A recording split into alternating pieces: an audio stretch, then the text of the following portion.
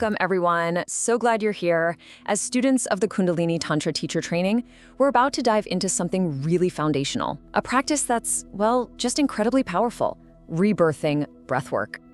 I mean, that is a huge statement, right? And we're starting with it because it really frames what we're talking about. This isn't just about chilling out for a few minutes. We are talking about a tool for deep, deep transformation. Okay, so here's our roadmap. We're going to break this down into 5 key parts. First, we'll look at why this is so much more than just breathing. Then, the magic of that unbroken circle of breath.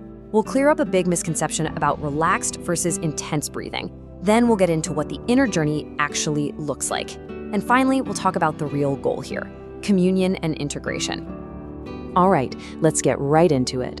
Part 1, we're starting with the foundational principle, the absolute core of this entire practice.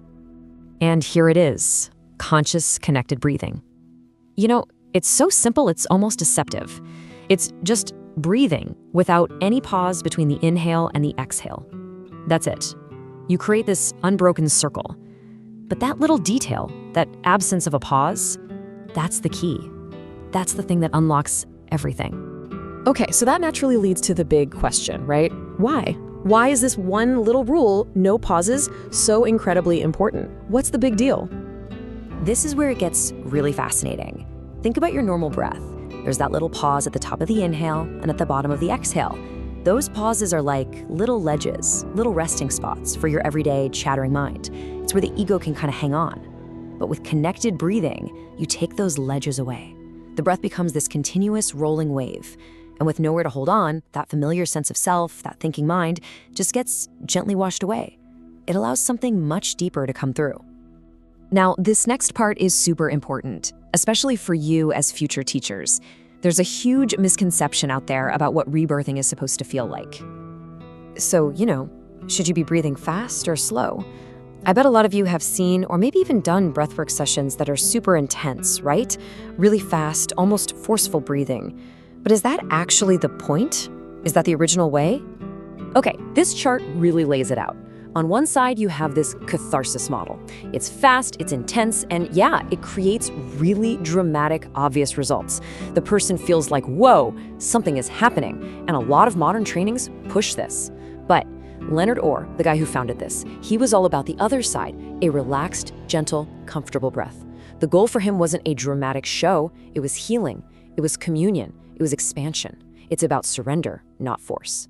So here's the key takeaway for you. That intense speed, it's a later adaptation. The original essence is all about relaxation. So if you guide someone into this relaxed, connected breath, what's going to happen? What can they and you expect? Let's map out that inner journey. Okay, you're going to see some things that might seem strange at first, but they're totally normal.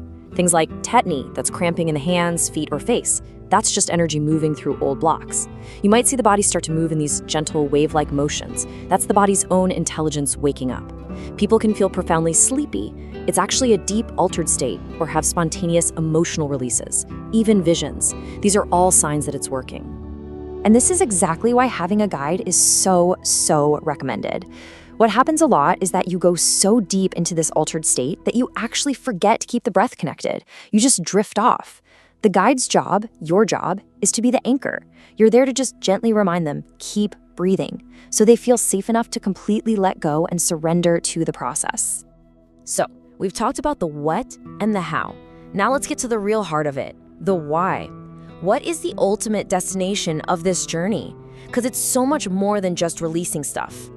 Leonard said it's about a dissolving of your sense of self, a tremendous peace, connectedness, communion with the Holy Spirit. And communion with the Holy Spirit was actually one of the original names for rebirthing. That tells you everything, doesn't it? The goal isn't just to feel better. It's to experience this profound unity, this connection with the divine, with life itself. All right, so after all the active breathing is done, the journey isn't over. The integration phase is just as crucial. You'll know a cycle is complete when you see these organic signs like a big yawn or a deep stretch. At that point, your job as a facilitator changes. You gently invite them to just let go of the technique. Let the breath become natural again. And then you hold the space. You give them plenty of time to just be still and quiet, to let their whole system integrate what just happened. So I want to leave you with this question to really sit with as you continue your training. If this continuous breath can wash away that familiar everyday self, what is it that you're allowing to be reborn? See, that's the heart of it. For your true, essential self to finally emerge.